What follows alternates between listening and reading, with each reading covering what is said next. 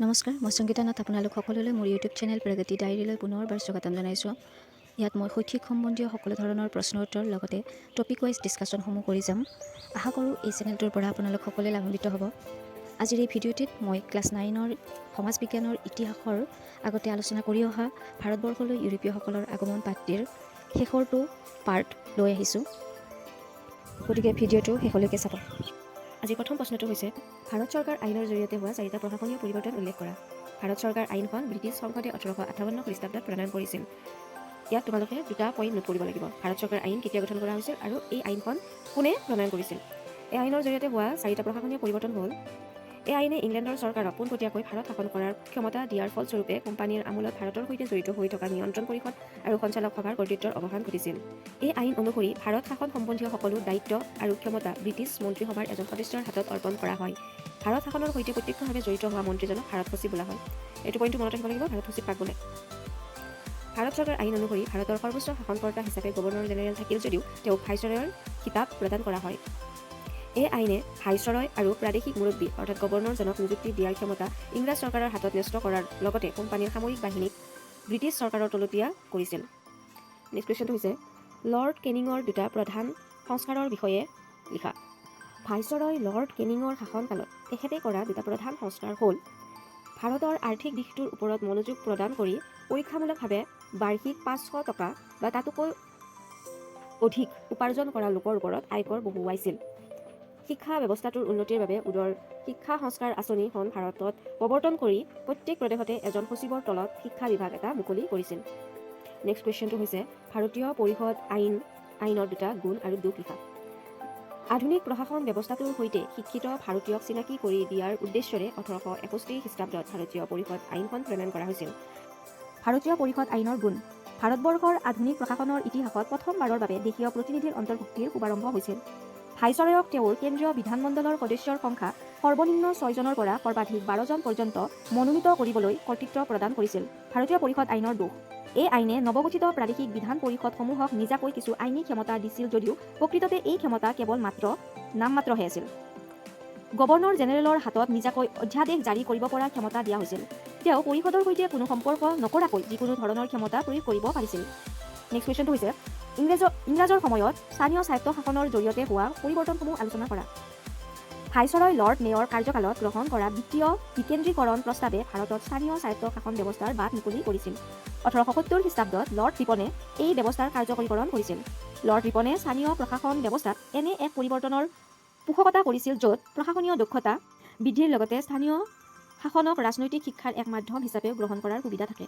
ভাৰতীয়ৰ মাজত শিক্ষা বিস্তাৰ আৰু ভাৰতীয়ক আধুনিক প্ৰশাসনৰ লগত চিনাকি কৰি দিয়াৰ লগতে সমাজৰ বুদ্ধিমান লোকসকলৰ তেওঁলোকৰ প্ৰাথমিক কামবিলাক তেওঁলোকৰ হতুৱাই কৰোৱাত গুৰুত্ব দিছিল। ৰিপনে 1882 খ্ৰীষ্টাব্দত ঐতিহাসিক প্ৰস্তাৱ মৰ্মে প্ৰত্যেকটো মহকুমাত একোখনকৈ লোকেল বোৰ্ড গঠন কৰে। তেওঁ স্বায়ত্ত শাসনৰ প্ৰস্তাৱসমূহ সমগ্ৰ ভাৰতবৰ্ষতে কাৰ্যকৰী কৰিবলৈ নিৰ্দেশ দিছিল। কিছুমান প্ৰদেশত জিলা পৰ্যায়ত আৰু কিছুমান প্ৰদেশত মহকুমা পৰ্যায়ত লোকেল বোৰ্ডসমূহ গঠন কৰিছিল। আমাৰ অসমত মহকুমা পৰ্যায়ত লোকেল বোৰ্ডসমূহ গঠন হৈছিল। গ্ৰামাঞ্চলৰ দৰে নগৰাঞ্চলসমূহো স্থানীয় স্বায়ত্ত শাসনৰ তলতীয়া হৈছিল। 1882 খ্ৰীষ্টাব্দৰ এই প্ৰস্তাৱ মৰ্মে নগৰীয়া এলেকাসমূহত নগৰপালিকা পৌৰসভা গঠন হৈছিল। লৰ্ড ৰিপনে স্বায়ত্ত শাসনৰ সংস্থাবোৰ জনসাধাৰণৰ নিৰ্বাচিত প্ৰতিনিধিৰ হাতত অৰ্পণ নীতি হিচাপে গ্ৰহণ কৰিছিল। তেওঁ পোনপ্ৰথমবাৰৰ বাবে স্থানীয় শাসন ব্যৱস্থাক গণতান্ত্ৰিক পদ্ধতিৰ মাজলৈ টানি আনিছিল। নেক্সট কুৱেশ্যনটো হৈছে, অসামৰিক সেৱাত কেনেকৈ ভাৰতীয়সকল অন্তৰ্ভুক্ত হৈছিল। এই সেৱাৰ বিকাশ সম্পৰ্কে আলোচনা কৰা। 1833 খ্ৰীষ্টাব্দৰ চনদে ভাৰতীয় লোকক শাসনৰ উচ্চ পদবীত মকৰল কৰাৰ ক্ষেত্ৰত সন্মতি জনাইছিল। আইনখনে ভাৰতীয়সকলক লোকসেৱাৰ পদবীত নিযুক্তিৰ ক্ষেত্ৰত অৰ্হতা নিৰ্ধাৰণৰ ব্যৱস্থা ল'বলৈ নিৰ্দেশ দিছিল। 1833 খ্ৰীষ্টাব্দত ডেপুটি মেজিষ্ট্ৰেট আৰু 1843 খ্ৰীষ্টাব্দত ডেপুটি কালেক্টৰ নামৰ পদবী দুটাৰ সৃষ্টি কৰি ইয়াৰ বাবে ভাৰতীয় ব্যক্তি উপযুক্ত হ'ব বুলি জানিবলৈ দিছিল। 1853 খ্ৰীষ্টাব্দত চনদে লোকসেৱাৰ বাবে প্ৰতিযোগিতামূলক পৰীক্ষা অনুষ্ঠিত কৰাৰ নিৰ্দেশ দিছিল। ভাৰতীয় লোককো এই পৰীক্ষাত অৱতীৰ্ণ হোৱাৰ বাবে অনুমতি দিছিল। 1865 খ্ৰীষ্টাব্দলৈকে লোকসেৱা পৰীক্ষাত অৱতীৰ্ণ হোৱা পৰীক্ষাৰ্থীৰ সৰ্বোচ্চ বয়সৰ সীমা আছিল 22 বছৰ, কিন্তু 1866 খ্ৰীষ্টাব্দত এই সৰ্বোচ্চ বয়সৰ সীমা 21 বছৰ কৰা হৈছিল। ভাইচৰয় লৰ্ড লিটনৰ কাৰ্যকালত পৰীক্ষাৰ্থীৰ বয়স 21 বছৰৰ পৰা 19 বছৰলৈকে হ্ৰাস কৰিছিল। লোকসেৱা পৰীক্ষাৰ বয়সৰ সীমা সম্বন্ধে ভাৰতীয়ৰ মতামত জনাবলৈ বন্দ্যোপাধ্যায়ে লালমোহন ঘোষ নামৰ এজন আইনবিদক লণ্ডনলৈ পঠাইছিল। লণ্ডনৰ চৰকাৰে ঘোষৰ যুক্তি মানি লৈ ভাৰতীয় লোকসেৱাত পৰীক্ষাৰ্থীৰ বয়স পুনৰ 22 বছৰ কৰিবলৈ বাধ্য হৈছিল। মণ্টেগু চেমছফ'ৰ্ড প্ৰতিবেদনে ইংলেণ্ড আৰু ভাৰতত একেলগে লোকসেৱাৰ পৰীক্ষা অনুষ্ঠিত কৰাটো চৰকাৰৰ এটা ঘোষিত নীতি বুলি প্ৰকাশ কৰিছিল। লি আয়োগে তাৎক্ষণিকভাৱে ভাৰতবৰ্ষত লোকসেৱা আয়োগ গঠনৰ প্ৰস্তাৱ আগবঢ়াইছিল আৰু 15টা বছৰৰ ভিতৰত লোকসেৱাৰ পদবীত ভাৰতীয় লোকৰ নিযুক্তিৰ পৰিমাণ 50% বৃদ্ধি কৰিবলৈ উপদেশ দিছিল। আজিৰ ভিডিঅ'টিৰ শেষৰ প্ৰশ্নটো হৈছে ব্ৰিটিছ অধীন ভাৰত আৰু স্বাধীন ভাৰতৰ অসামৰিক লোকসেৱা সম্পৰ্কে 3টা পাৰ্থক্য উল্লেখ কৰা। প্ৰথম পাৰ্থক্যটো হৈছে ব্ৰিটিছ অধীন ভাৰতত লোকসেৱা পৰীক্ষাত অৱতীৰ্ণ হোৱা পৰীক্ষাৰ্থীৰ সৰ্বোচ্চ বয়সৰ সীমা আছিল 22 বছৰ।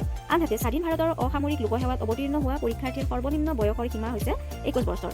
অৰ্থাৎ ভাৰতখন যেতিয়া ব্ৰিটিছৰ অধীনত আছিল তেতিয়া লোকসেৱা পৰীক্ষাৰ বাবে শিক্ষাৰ্থীসকলৰ বয়স মেক্সিমাম 22 বছৰলৈকে আছিল।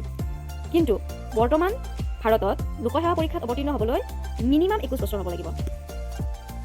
দ্বিতীয় পাৰ্থক্যটো হৈছে ব্ৰিটিছ অধীন ভাৰতত অৰ্হতাৰ ভিত্তিত লোকসেৱাত নিয়োগৰ পদ্ধতি আছিল, কিন্তু স্বাধীন ভাৰতত সৰ্বভাৰতীয় পৰ্যায়ত মুকলি প্ৰতিযোগিতামূলক পৰীক্ষা অনুষ্ঠিত কৰাৰ ব্যৱস্থা কৰা হ'ল। 3 নম্বৰ পাৰ্থক্যটো হৈছে ব্ৰিটিছ অধীন ভাৰতত কোনো ধৰণৰ লোকসেৱা আয়োগ গঠন কৰা হোৱা নাছিল আৰু ভাৰতীয়সকলে ইংলেণ্ডলৈ গৈ পৰীক্ষাত অৱতীৰ্ণ হ'ব লাগিছিল। কিন্তু স্বাধীন ভাৰতত সৰ্বভাৰতীয় লোকসেৱা আয়োগ আৰু প্ৰাদেশিক পৰ্যায়ত ৰাজ্যিক লোকসেৱা আয়োগ গঠন হয় আৰু ভাৰতৰ মানুহে ভাৰততে পৰীক্ষাৰ অৱতীৰ্ণ হ'ব পাৰিছে। আজিৰ ভিডিঅ'টোত ইতিহাসৰ ফাৰ্ষ্ট চেপ্টাৰৰ আটাইবোৰ কুৱেশ্যন এনচাৰে কমপ্লিট কৰা হৈছে। আশা কৰোঁ ভিডিঅ'টো তোমালোকৰ বাবে হেল্পফুল হ'ব। যদি ভিডিঅ'টো ভাল পাইছা তেনেহ'লে লাইক কৰিবা, শ্বেয়াৰ কৰিবা আৰু আহিবলগীয়া ভিডিঅ'বোৰ পাই থাকিবলৈ চেনেলটি ছাবস্ক্ৰাইব কৰি থ'বা। Thank U.